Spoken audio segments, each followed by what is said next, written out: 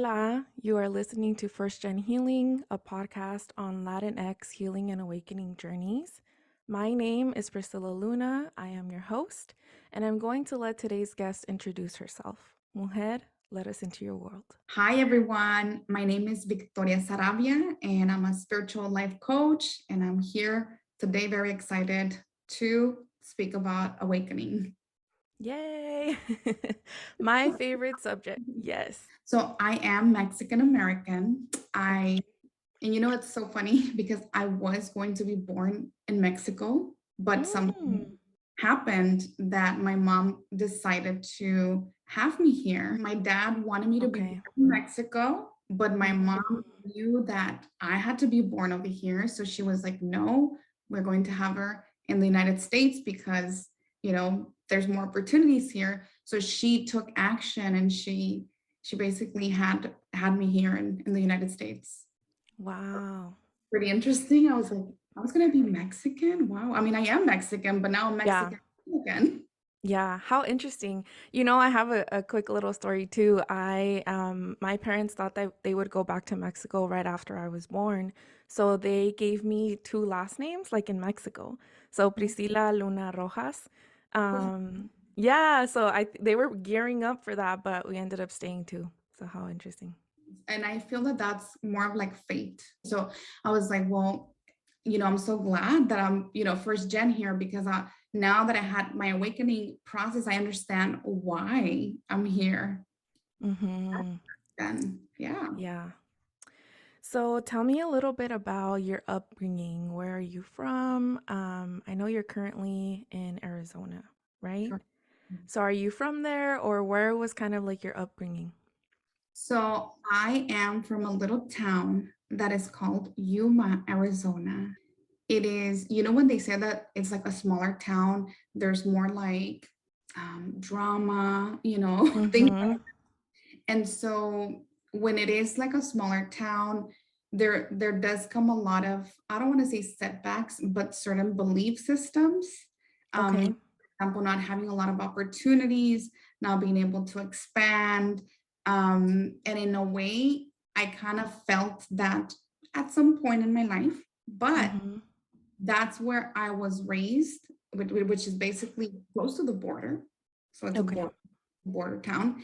And I Okay. would go to Mexico all the time and then come back and then go to Mexico and then come back. And so that was pretty, cool because I was able to experience, being here in the United States, but then also going back to my rancho and then going back to, eat the foods that I want to eat, and then kind of live a little bit of the both worlds. Um, Mm-hmm. so it was very interesting, but I did at some point I was like, I think I need to move. I think I need to move because being in a small town did close me off to opportunities. It's also interesting that I think that you grew up in a small town because usually at least for me I grew up hearing about like the rancho that my dad grew up in, right? And that it was little and that there wasn't a lot of people. So you kind of got a similar experience, let's say, but on this side of the border. Exactly. So we're here to talk about awakening. So tell me about maybe when do you think your awakening started? Is there like a date, a time period in your life? When do you think was like the moment that you were like, something is changing? So I talk about this a lot. I talk about awakening a lot. And so the year that I started to change a little bit, and I say change because my mind, there was something in my mind that did change. And that took me to my awakening. So that was in 2015, Okay. right? 2015. So in 2015, I had this thought of I need to change because something is not working out in my life. And Mm, I it was a choice. I made a choice. I made a choice of changing. That's when I started to have like this little mini awakening. And I call it mini because it was the beginning of everything else. mm-hmm. Starting to understand that whatever actions I was taking at that moment Mm-hmm. and my mindset was very negative and I was not taking responsibility for a lot of the things that I would do. That was Okay. injuring me and it was hurting me. So in 2015, I decided that I wanted to change. And so that's when my awakening happened. Okay. So, can we talk about that beginning period? Because I think that period is so interesting. And sometimes I think too, like you woke up in, or awoken in 2015. I did in 2016. And I think the way that I talk now, the way that I view things is like so different, right? But some people think that maybe as soon as you awaken, it all just kind of happens. You mentioned a mini one. So, can we talk about what that mini awakening maybe looked like for you? Okay, so I'm going to talk a little bit about Victoria in 2015. So the person that I Okay. was mentally, like how I was living. So in Mhm. 2015, a lot of my issues kind of like amplified. So I suffered from severe chronic anxiety. So I had a lot of anxiety and panic attacks. And Okay. so I had lived a few years thinking that was normal. You Mm, know, it was just one of those things where, oh, you just have anxiety. Oh, you just get panic attacks. And my family didn't really um, have the proper tools, to either educate me or assist me. So I kind of just accepted that that was how I was going to live with anxiety and depression and panic attacks. But it mhm, was in 2015 that I said, I feel that part of the reason that I have anxiety is because I am living a lifestyle that is not aligned to who I want to be, to, the life that I actually want to live, which is a life of peace and serenity. And obviously, what I didn't know that I wanted to do what I'm doing now, which is speaking, but I knew that I wanted to be something else and grow and I wanted to evolve. At that time, I didn't know nothing about spirituality. I had no idea about spiritual awakenings. I just knew that I wanted to change. That's the only. mhm, I was driving one day and I was going to work, and my mhm, mindset was so negative because I had so much anxiety. And mhm. at the time, I was living in California. So in California, there's like a whole bunch of traffic. It's like about an hour commute. So I'm Yeah. driving, and then my mind is like, you should just hit that wall, like, Oh, thing like that. Like, and I was like, yeah. I probably should, like, so I had these conversations like in my head where I knew that that was not normal. And so I was already to that level of anxiety and negative thought forms where I was like, no, this is not normal. This is not normal Mm, yeah. because I was so numbed out. Like I wanted to feel something. And I Mm, remember that during that time, I had an okay job. I had an okay job. I had friends. I mean, I was okay. okay. And Yeah. and then one day I was working and then I started to have a panic attack. I went outside, I went to breathe, and my friend, she went after me. She's like, "Are you okay?" I was like, "Yeah, I told her I just don't know what to do. I just feel like this always happens randomly. I don't know how to control it. I don't even know why it happens." And so she's like, "I'm sorry, amiga. Like, I'm here to listen to you if you need anything." And so Mm, she was just there to comfort me. And it was good, but I knew that nobody could really help me. No mm, matter if they had like the good intention, like no doctors could help me, not my friends, not my parents, like nobody. So okay. all of that darkness and dark moments that I had to go through made me go through that decision, to make a decision to change. So At I that point or up until that point, had you seeked like therapy and like a psychiatrist, that kind of assistance? I don't know if this is in the, Latino community, like sometimes they don't talk about like going to therapy or, Oh, yeah. like psychologists. I had this belief that I couldn't go there because it wasn't safe. If that makes Mm, sense. I didn't feel mhm. safe going to those places. Yeah, it's not like a welcomed route, let's say, or something that kind of sometimes we need to be introduced to the concept to feel comfortable with it, right? And so since it's not spoken about, and that's actually one of the reasons why I want to do stuff like this, right? Is to start to introduce it that it's not the only path and it's not the only way, but it is an avenue that you should consider. I never went to a therapist. I never went to a psychologist. The only thing I think I mean, I would go to doctors in Mexico because I didn't have Okay.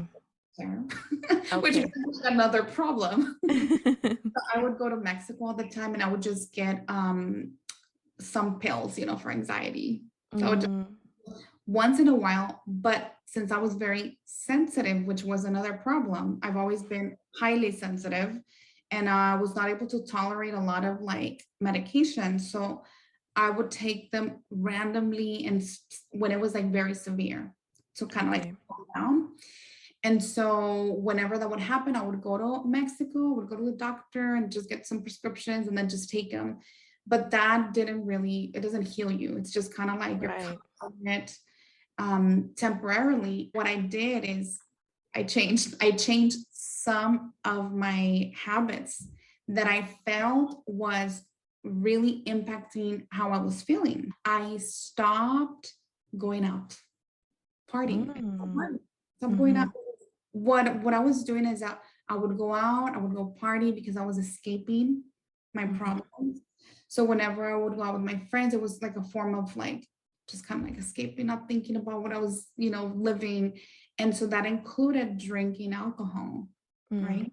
mm-hmm. I I never considered myself an alcoholic, but I would drink like Yeah. every Yeah. weekend. That is alcoholismo. Like if Mm, you think about it, people will never admit it. But if it's a lifestyle, you're doing it all the time, it is an addiction because the moment that you try to stop, you're going to have a challenge. You're going to have a struggle to stop mm. something that you've been doing for years. Yeah, and so like going back to what's normalized, right? I think drinking, going out is so normalized that we don't see red flags when we do it, right? As long as it's for fun and it's with friends, it's kind of like welcomed. It's like in a something that socially is accepted. And one thing that I think about awakening is that usually things stop feeling good way Mhm, before you stop doing them. mhm. Because you're like, this feels off, but does it? Is that what it is? Like, no, I just already feel off in my life. Did that happen to you too? Because for me, for example, with alcohol, since it was so normalized and it was like what all the people around me were doing and it was fun and nights did feel better back then when I would drink versus when I didn't, then I kept doing it until I finally decided, no, this isn't for me anymore. Did the same thing happen to you? Was it kind of like a process or was it like night and day shift? So I went cold turkey. Like when I made Okay. these changes, I went cold turkey. I said, I'm not going to go out, so I'm gonna stop partying for a while. Because I wasn't sleeping as well. So when you go out, you kind of like don't Mm, sleep your hours. So that was also affecting me. I stopped drinking and then I stopped like dating and being in relationships or just seeing, guys, because that was something else that I had a problem. I had a mm, problem with being alone and I had a problem obviously loving myself. mm. So I stopped dating, I stopped talking to everyone. So literally I went full on hermit mode and Okay. just started to focus on me, right? So it Yeah. was okay, so what am I gonna do now? I stopped drinking, I stopped going out, I stopped talking. I basically took out all of the distractions Mm-hmm. that I knew that I had because I really had to sit down and think about it. And I said, this, and this. That is what's affecting me now. So I'm gonna remove that cold turkey. And then I did that for about 10 months. So it was Okay. that was that was a long time, about 10 Yeah. months where I stopped doing it, but I saw a change. Something shifted, something happened. It was something very subtle because obviously I was beginning my awakening process. Yeah. But during that time, I also started to journal. So I started to Mm, I started to listen to motivational speakers like in the morning, like as soon as I woke up, Mm-hmm. on the TV, turn on a motivational speaker, like a speech, and I was like getting all hyped up in the morning. So that made me feel good. I started my day good. I would journal when I would get back home, and I would walk in the mornings too. So to Mm. me, it was like, oh my God, I'm doing all of these things, and it was a lot. It was a Yeah. lot, like a lot of change in like such a short period of time. It Yeah. wasn't sustainable though, because it only lasted for that time until my next stage of my awakening happened. um, where I knew that, I had to learn something else in my second stage. Before we go into the next phase of your awakening, how did you feel in those 10 months? Did it feel good? Did it feel weird? What was like because I think like maybe someone that hears going cold turkey, well, what do I do with my weekends now? I don't have my normal numbers, let's say, right? So, yeah, what was that experience like for you? I feel that what really, really helped me was to listen to other people speak. That impacted me the most, like being able to hear people that I didn't, like I said, I didn't know what a spiritual awakening was. I was listening to people that just gave good messages. And Mm-hmm. whenever I would hear them, they would motivate me, they would inspire me. And I would also be listening to I would listen to this pastor guy. I don't even remember his name, but it was Okay. like on the religious side, because at that Okay. time, like I said, I've never been religious, and I never went to church. I went briefly, but I felt that I needed spirituality. Like I knew that I needed spirituality, not religion, but spirituality. And so Mm. I was just listening to the pastor preach, and I was like, oh, I like this. One thing that I love too is that you took things out and you put things in. And so that kind of maybe kept you going. Okay, so you said then kind of enter phase two. What did that look like? So, okay, so before I entered this stage number two, I went through this moment of like asking for forgiveness. I had to ask, like, in my mind, I felt a lot of guilt. I had a Okay. lot of shame and guilt for things that I did in the past with myself. And so I felt the need to ask for forgiveness. And so in that time, like I said, I was listening to all of these videos, the pastor, the preacher, like all of these religious kind of, messages. Mm-hmm. So I've always been a believer of a creator, right? Of God. But I've never connected to any religion because I tried them. I tried a few of them. And so I remember one day, and I talk about this too. One day I said, God, please forgive me. Please forgive me for what I've done. But it was like heart. It was like pure, like heart and soul. Like it came out of me. Mm-hmm. That moment, yo le llamo que escuché a Dios. I heard God. Mm-hmm. That's how I perceived it at the time. And so I heard him say, it was actually me, I forgive you. And so when I heard that, oh my God, it just felt like that actually changed me and motivated me to continue this whole path, right? Mm-hmm. And it was like, I had an epiphany. I was telling my cousin, I had this epiphany. And I heard God, and like, I was just telling her like my experience. And she's like, oh my God, that is amazing. And like, I'm so glad we're doing this for you. And so I just kind of kept going. So, How beautiful that the person that you shared it with was oh, receptive, right? Because sometimes someone could be like, "What do you mean you heard God? What do you like?" And question what you're going through in general. I believe she's my soul sister. She's my cousin, but I know that she's my soul sister. We've gone through a lot of stuff together. Mm, So she was mm-hmm, very supportive. And so when I I didn't finish, I continued the videos, watching the videos and listening to the videos. One mm-hmm. day I I saw a video of a girl talking about manifesting love. And that is the first day that I heard about Oh, okay. it. Okay, so if you want to manifest love, you first need to like cleanse your energy. So she's talking about cleansing energy. Mm, And she's saying something about you need to do a clearing of the love partners that you've had in the past. And so this is what you need to do. And she gave the instructions on what to do. And I was like, I need to do this. Like, I need to do this because I want to clear my energy and I want to find new love, you know? So I followed instructions and I did whatever she said. It's a manifestation. It's like a petition to the universe, and you're manifesting, but you're clearing your energy. I remember I did this around October, and it was in 2015.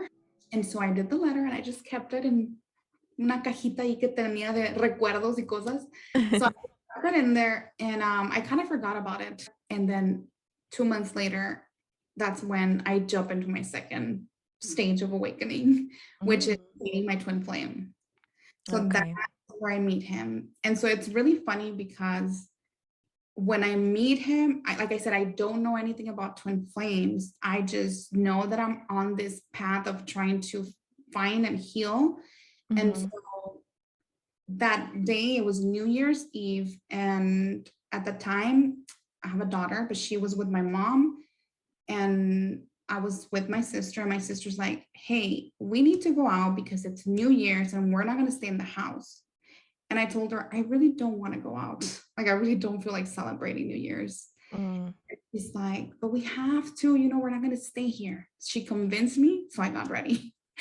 And remember that I was on this not drinking, not Yeah. out, not Mhm. celebrating, not doing anything. But I was like, it's New Year's. I think I'm just going to get ready. I did drink that night. So that's when I broke my little streak or whatever. Yeah. It was like, it's New Year's. I didn't drink a lot. I just had like a few drinks, and I was socializing. I was talking to people, and like it was really fun. And then I remember when I walked it because I went to a casino. I went Oh, okay. and then like I said, I'm not looking for anyone. Okay, I'm Right. not looking for anyone because I know that I'm on this path and stuff, but I kind of feel someone's energy. And that is the first time that I've kind of experienced like, something weird, because I had Mhm. already elevated my energy, because I had already cleansed my energy throughout those months. So I was able for the first time kind of pick up on energy. Yeah. Your system was not as saturated, No, right? Like it was, yeah, okay. Mhm. I elevated my frequency and I didn't even know. So I just kind of knew. Right. And I turned around and I saw this guy, and I was like, I didn't see his face. I just saw him. He's a tall guy. He's the tallest guy there. And I'm like, but I'm not looking. Like I said, I'm just kind of like there. So I keep, having fun. I'm talking to this other guy there that's trying to, hit up on me. He tries to, get me drinks and stuff. Some guy just randomly talks to me. He's like, hey, like, I don't remember what he said. I think he wanted one of my beers. Oh, because I had 2 beers. I was like, and I just kind of smiled and I was like, no. And then he was with somebody else, and then that other person spoke, and that's when I met him. So when he spoke, Mm, I turned around and I saw him for the first time. mhm. I was like, who is this guy? Like, who is he? Like, and so then he starts talking to me and conversating. And so I feel some kind of attraction, not like a Okay. physical attraction. It's more of like, who are you? And do I know you? Kind of like energy. Mm. Mhm. And so finally he asked for my number, and I was kind of hesitant to give him my number because I was like, Victoria, but you're on this journey, and like, if you give him my number, Yeah. I go back to like, falling again, Mm. like doing this pattern. But I gave him my number, and he's like, let me take you out and blah, blah, blah. And like, I was like, point is that I gave him my number. I didn't think anything of it. I was just kind of like I said, my mind was not being in a relationship or anything, but he is very persistent, right? So he just keeps calling me and like looking for me. And I'm like, no, like next week, next week. And so eventually we go on a date, fell in love. He fell in love with me. And for the first time, what I can, how I can explain it is just like I felt mutual love. And what I mean by mutual love is that I actually felt my heart open because his heart kind of opened as well. So we were kind of like in tune with each other's energy Yeah. now I know. And so for like the first year and a half, everything was good, like Mm. we had problems, of course, but we still had that love connection, right? Yeah. And so for any of the people that don't know what a twin flame is, I'm just going to explain it really quickly. Yeah. Well, a twin flame is a counterpart, so it's a soul. It's not your same soul. Some people believe it's the same soul, but it's Mm-hmm. not really the same soul. They have their own soul, but they come into your life so they can help you awaken. So what this person is going to do, they're going to be like a mirror. They're going to show you everything that you have inside and everything that you need to start healing to evolve.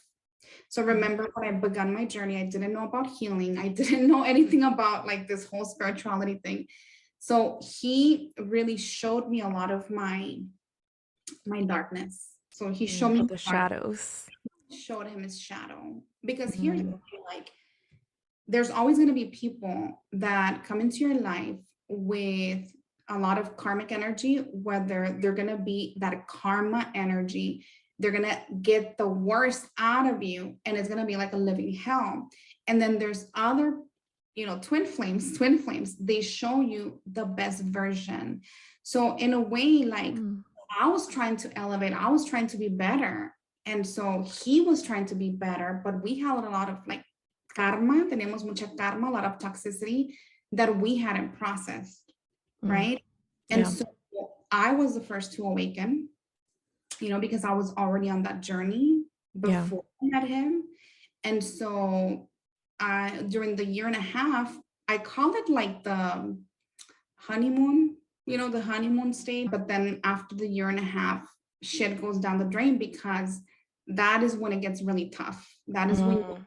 you kind of like change, you're called to do healing. And so for me, during the year and a half, I was starting to feel very unfulfilled, like with my life. I had everything that I thought I needed. Like Okay. I was happy. I mean, I was happy. I mean, I was in a relationship. I had a job, like a really good job. My daughter was okay. I was okay. Mm-hmm. I mean, I still had a lot of On emotional baggage, paper. Yeah. yeah. Yeah. But it was what I thought that I needed, and it didn't make me happy. I wasn't fulfilled. And so I was like, what next? What am I supposed to do? Yeah. So I want to make a parenthesis here because I think it's important, like the distinction you made of what is a twin flame. And I think a lot of people maybe romanticize a twin flame, which it can be, but like you're saying, it's not. I think maybe the distinction is with a soulmate, right? Which maybe, I don't know if you like consider it different, but I have heard that a twin flame is exciting. Like it's kind of like a flame, like exactly that. It's really maybe dynamic, powerful, passionate, but it also, is equally, let's say, dark, heavy, and, will kind of show you the other piece of things. So you told us that you were with this person for 4 years. So tell us a little bit about maybe like in the summary, I guess, of what happened and where that led you to.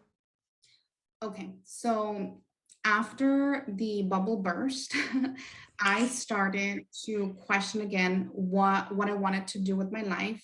I started to detach a lot, and so he started to detach.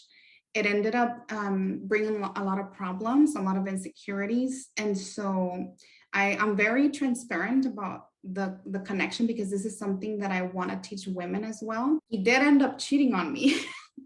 Mm, When mm-hmm, that happened, I started to go on my full on awakening because that was what burst my bubble basically. Like, okay, so what now? Because I don't want to repeat. And so, what I started mm, to do is I started to watch again YouTube. So, YouTube really helped me a lot when it comes to my spiritual growth because I started to um, connect with some teachers on okay. YouTube. And Yeah. so one of them was a tarot reader. And Mm, he's the one that taught me about like what, I mean, not physically, but virtually. She taught me what actually readings are. And I was amazed. So I started to follow her and just absorb a whole bunch of like spiritual content.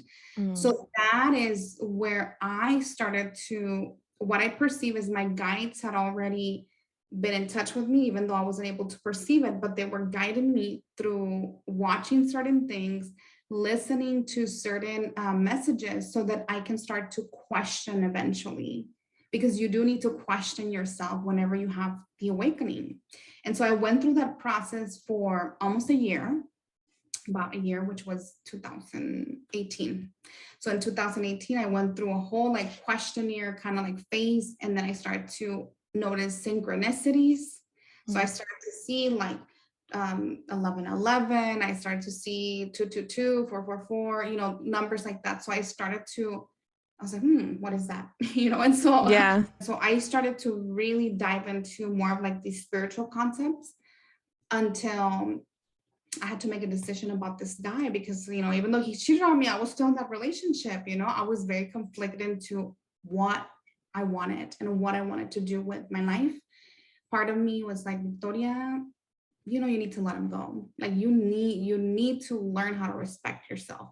Like literally, you need to know that you are worth it. And so this guy, he's with him doing this and you staying here, you're just going to stay stuck. So like my mind was just kind of like, you gotta go, you gotta go. But then my other part was like, but I've built this, and I have this and I have a home, Mm. I have a family, I've never had a family or created a family. And so I was very, very conflicted. Yeah. So in December of 2019, it was 2018, I started to hear certain stuff. And this is where my actual a big awakening happens. My psychic abilities activated. Mm. So I started to hear spirit. And what I mean is I started to have this telepathic communication with them. And when that happens, like I said, I'm going through so much trauma, so much chaos with the relationship, with me having to move back to the beginning, back to my hometown. I didn't want to move. So it was like a whole bunch of stuff. So I started to be like, what am I going to do now? Like, I don't know what to do. And so I started to hear spirit. And so they guided me into this whole awakening process. They were giving me clues and they started to show me certain things. And Okay. one of those days, they just kind of said, hey, this guy's going to leave. He's going to leave. And I'm like, no, but I'm trying, because I was trying, I was like, I'm trying. How is he going to leave? He's going to leave on New Year's, Wow. like, mm, I didn't know if I wanted to believe that. I didn't want to believe it, but it did happen. So the day before New Year's, he sat down and he said, you know what? This is not working out. We're just hurting each other. We should probably go on our separate ways. And I said, wow. The only thing that I could think of was what they told me. I was like, Mm. God, this is like manifesting. This is happening, Yeah. And so he left and I let him go.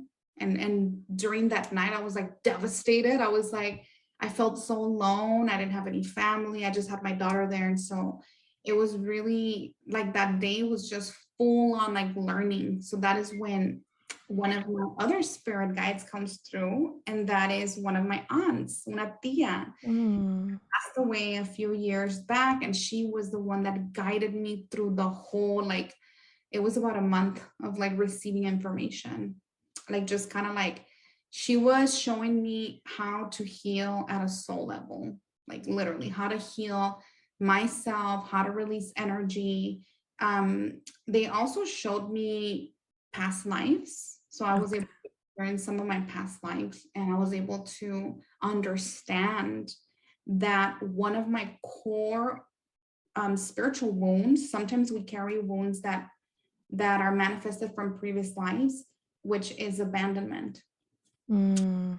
I mean, a Mhm. lot of my past lives through dreams, and I was able to see like me in other past lives being abandoned. Like I was a woman, and then this man abandoned me, but then I was also a man who abandoned his wife. Mm. Once, Yeah. the story that I was living. Yeah. Super interesting. So cool. Thank you so much for sharing that because I think that these are not conventional. I mean, I maybe for some people this is new type of information, past lives, karma, wounds that are carried through. So yeah, thank you so much for sharing that. I think for others it's going to be super interesting to hear, and also how it all kind of develops, right? You can't get this information, I don't think, in a book. Like there's not a book that will tell you how to awaken step by step. If it's like your soul and whatever's out there guiding you through, and the events don't always make sense, and it's not always like crystal clear what's happening. But once you look back, it's like, wow, what a beautiful journey, right? That is has been kind of like developing, and now you get to stand in your truth, right? So tell us a little bit about where you're at, what you do, so that everyone can get to know you in that way. So basically, after my awakening, so it's the conclusion that I came out with was I had a Kundalini awakening, which Mm, is basically this energy that we all have that we can activate if we choose to, and then go through like what's called like a purging of a lot of karmic energy in our body.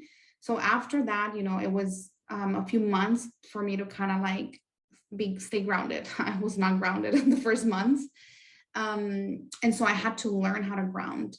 And one of the things that I was able to learn about myself, because I did learn a lot about who I am and what my purpose is today, like here in this lifetime, which is to teach other souls out there how to connect, how to heal, and then how to live in purpose, how to live in their purpose. And so that is something that kind of evolved as I connected to my purpose. Because after I had the awakening, I didn't know exactly what I was going to be doing, like my role. We all have roles that we play. And so I didn't know if I was going to be a tarot reader because I studied the tarot while I was doing that. I didn't know if I was going to be a Reiki healer because I studied Reiki because I was interested in the healing. Um, okay. and then I did the tarot, I did the Reiki, and it evolved to spiritual coaching. You Wow. know, Yeah. it's Yeah. what And I'm sure it can continue to evolve, right? Like as your journey progresses, so does your purpose, I'm sure. So, yeah.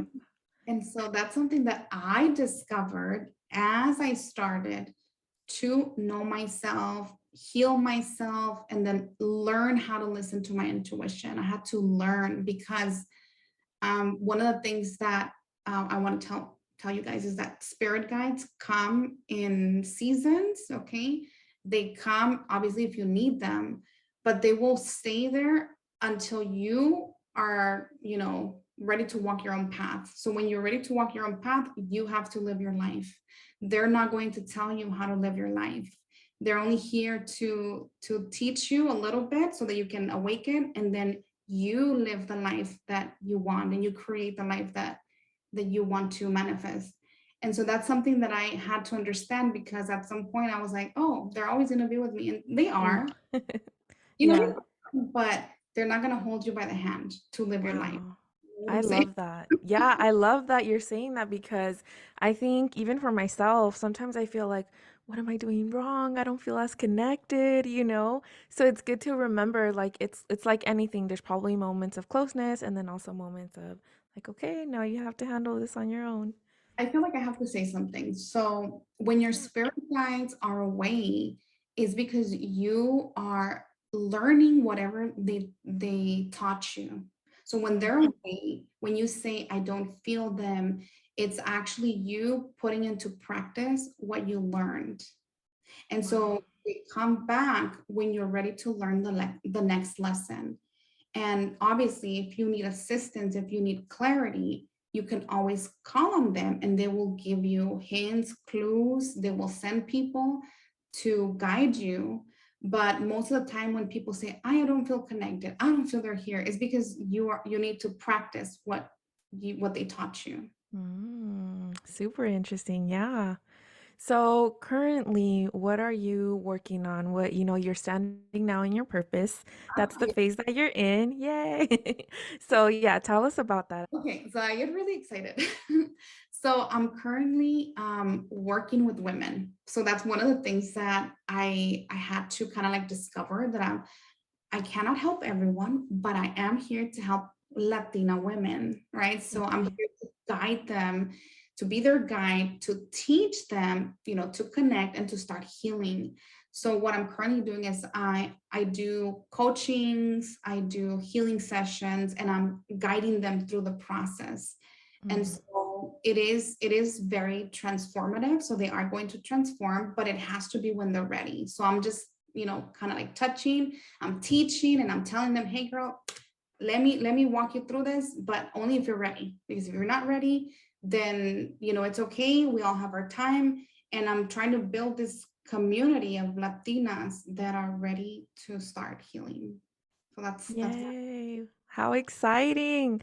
I love that. I love that. And being ready is so important. And I think you shouldn't judge yourself or anything if you're not. But it's important that you say that because it requires, I think, being ready requires being ready to be honest with yourself, being ready to apply the things that you're learning. One of the things that I think like maybe the area where I work with clients sometimes is the part where they get stuck in this loop of just reading, saving posts, like, taking screenshots, but never actually doing the thing. And so they're not seeing the progress that they need to. So, so important that you say that. I want to work with people that are ready, put in the work and get the results. So, where can people find you? Let's talk a little bit about that so that they can go search you up and then also work with you if they're interested. So one of the things that I always tell any woman that finds me on TikTok, I go by Latina Spiritual Coach. Hmm.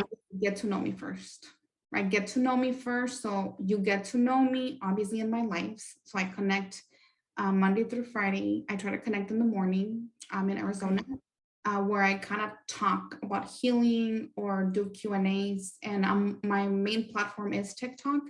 Okay. But I'm also on Instagram, Latina Spiritual Coach.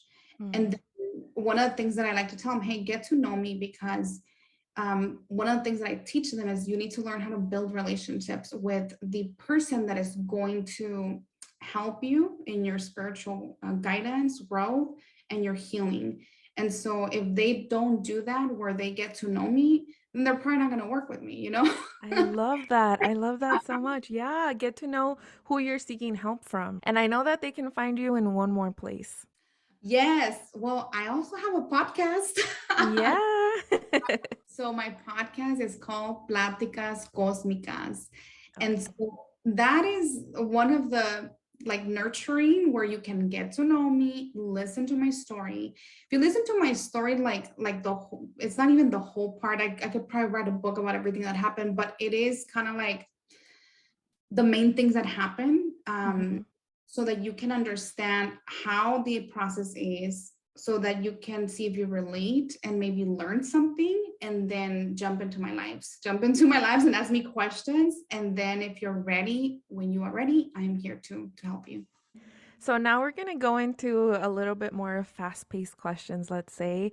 And one thing that I like to do is ask you what are some of the things that helped you during your journey so that people that are listening who maybe are looking for resources can also maybe look up the books that helped you or YouTube videos, right, that you mentioned. So let's start with what is one of your favorite healing slash mindful tools?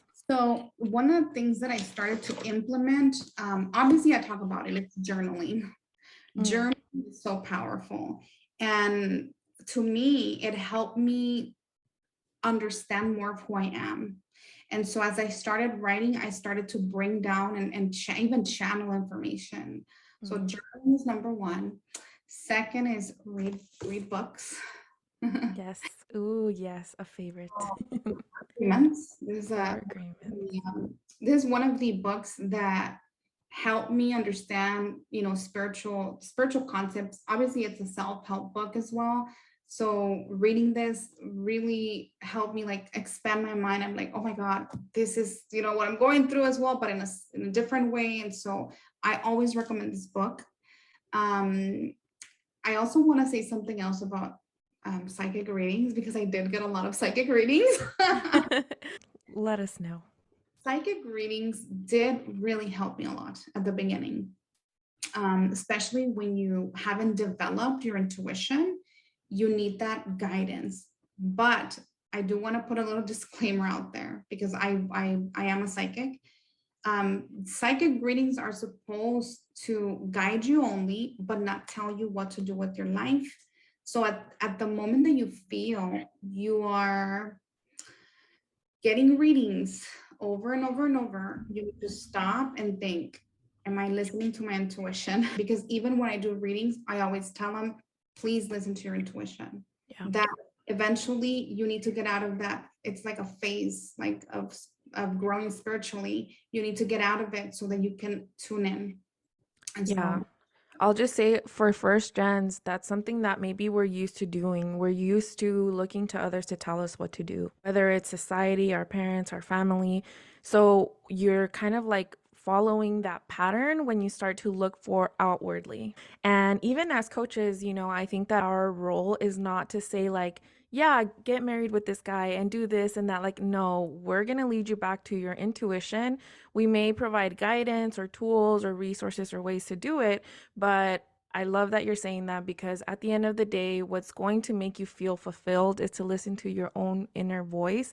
No one knows that like you do. And so nothing will make you feel as connected as that will. exactly. And so that's just what I've learned, but it did really help me. So I Mm-hmm. have to say it did really help me.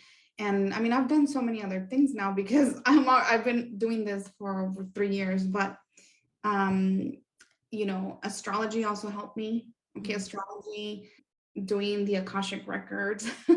So Ooh. there's a lot of other things that help me. Okay, what about something that you do for yourself every day that's kind of like, this is my time, or the thing that I, make sure I do for me? So one of the things that I do is I wake up in the morning, I'm like, thank you, God, for another beautiful day. And so I kind of sit there.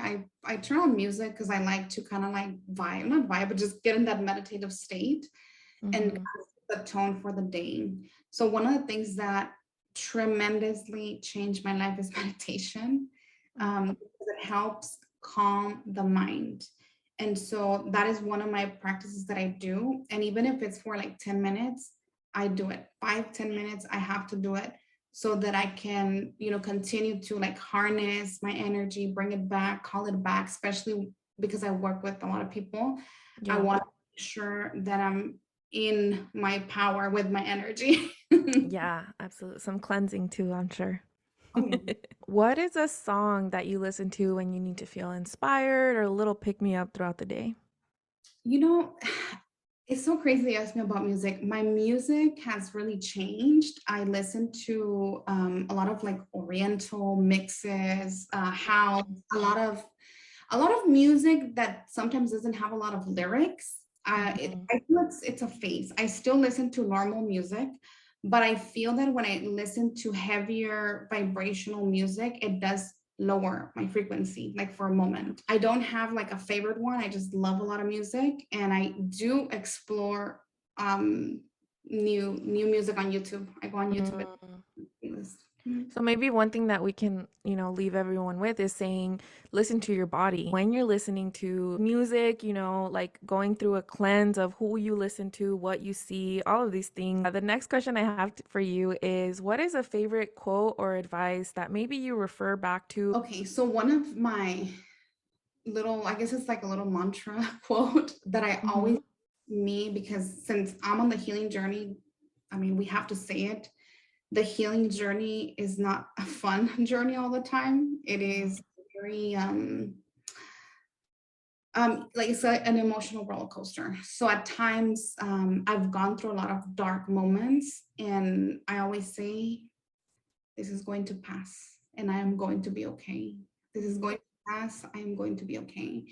And so that has really helped me understand that we live in seasons, phases, there's like etapas where we have to experience certain things to be able to grow. And it is true because I go through the momentum, I go through the dark moments, and then I come out of it. But when I come out of it, I'm like a whole different person. I'm not the same Yeah. person because I learn how to navigate the dark moments in my life. Yeah. Yeah. There's a lot to learn from them. Okay. what influencer, I mean, it can be an influencer, it can be like a persona, do you listen to or maybe read books about that just leaves you feeling inspired? So teachers that I listen to, and I love YouTube. I really like to see like longer content form, especially when I'm Okay. learning. There is The Alchemist on YouTube. Her name is, Okay. she's really awesome. She's a teacher, spiritual teacher. She's awesome. Um, Soulful Revolution. It's also a YouTube channel. She's the one that I begun my journey, but she has awesome readings where they're more of like general readings. But even though I don't listen to her every day, once in a while I go and I just listen to her, and she gives good advice. Mm, Lena Lopes, she is a teacher. She's a spiritual teacher. She's amazing. And you know what's crazy? I kind of feel I resonate with their energy a lot. So that's the reason that I follow them. yeah. I also have Spanish ones, but it's crazy because when I'm learning, I've talked about this, I learn in English. Mm, Like yo hablo español perfectamente, but when yeah. I'm learning, it's kind of like my brain is like English, English. You gotta learn things in English, Mm. so English content. How funny. Well, not funny, but it's funny because I'm thinking I have been listening to a lot of Spanish content in the last year or two. Yeah, so not necessarily about awakening and healing, to be honest. Although I have and I do recommend like some podcasts that are on that and they're from Mexico. And I don't know, I've been tuning into that, which has been fun. But yeah, how cool that that you also recognize that, right? Like, hey, I need to learn these things in English for now. Okay, so we're moving into our last little section, which is our fun questions. So, salsa verde or roja? Salsa verde. Salsa Verde. verde. Yes, you're one of mine. Just kidding. Okay, okay, good, good. What about horchata or Jamaica? Ay, horchata, of course. I'm a Mm, person. okay. Coke or Pepsi? Coke. Yes. Coke. Now I know you don't listen to this music a lot, but reggaeton or hip hop? No, reggaeton. For sure. I do love Okay. reggaeton. Okay. Concha de vainilla. I think there's fresa, but I put vainilla or chocolate. Chocolate. Okay. And then what is your taco order? My taquito order, taquitos de lengua y de cabeza, así nomás Mm, con limoncito y su cilantro y su cebollita. sin salsa. Con salsita verde también. Ah, okay, okay. Salsita verde no puede faltar. Okay. And then this last one is finish the lyrics. Oh man. Okay. There's just one, it's just two. I'm gonna do two for you Okay. today. So, si una vez dije que te amaba, No me arrepiento. Dice, no me arrepiento. hoy me arrepiento. Hoy me arrepiento. Yeah, close enough, close enough. Okay, what about Oye, mi amor? No me digas que no. Hey. Yay, good job. All right. Well, first, I just want to say thank you so much for taking the time to be on this podcast and sharing your story. I know there's likely a lot of things that we skipped over.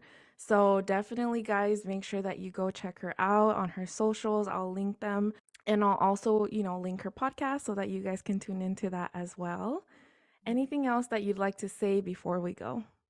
Un placer. Thank you so much for having me here. I really enjoyed it. And I am going to say this, that one of the dreams that I had was to be interviewed, and this is my first one. So, Oh, I love that. Yay, yay. All right, guys. Well, I hope you guys enjoyed it too. And guys, cuídense mucho. Que tengan un bonito día. Share this episode with your amigos, amigas, amigues, whoever you think would enjoy this. And first gen, remember, I love you. I love me, and I can't wait for you to love yourself. Bye.